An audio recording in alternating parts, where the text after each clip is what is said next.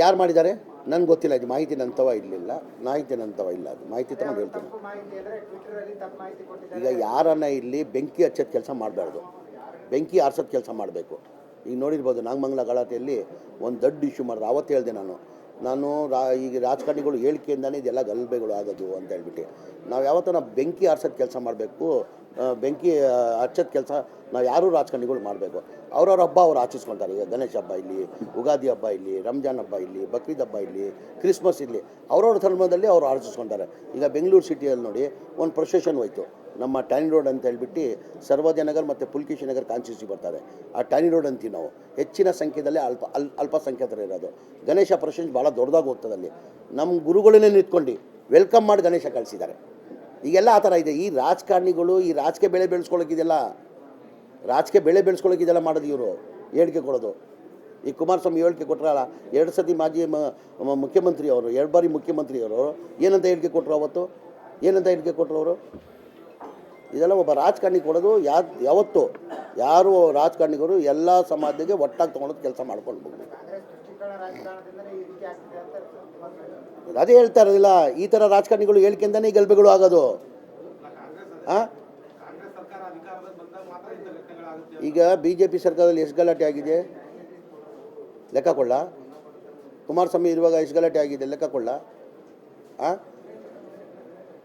ಈಗ BJP ಸರ್ಕಾರದಲ್ಲಿ ಎಷ್ಟು ಗಲಾಟೆ ಆಗಿದೆ ಲೆಕ್ಕ ಕೊಳ್ಳ? ಜನತಾದಳ ಸರ್ಕಾರದಲ್ಲಿ ಕುಮಾರಸ್ವಾಮಿ 2 ಬಾರಿ ಮುಖ್ಯಮಂತ್ರಿ ಆದ್ರಲ್ಲ, ಎಷ್ಟು ಸತಿ ಗಲಾಟೆ ಆಗಿದೆ ಹೇಳ?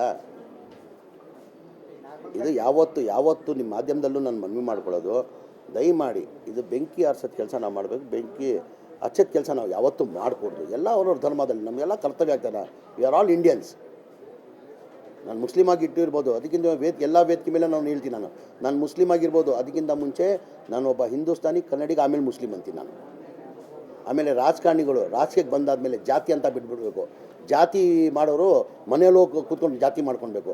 ಏನಕ್ಕಂದರೆ ರಾಜಕಾರಣಿಗಳಿಗೆ ಎಲ್ಲ ಸಮಾಜದವ್ರು ನಂಬಿರ್ತಾರೆ. ಈಗ ನಂತಾವು ಬಂದು ಅರ್ಜಿಗಳು ಕೊಡ್ತಾರೆ, ಅವನು ನಾನು ನೋಡೋಕ್ಕಾಗ್ತದ?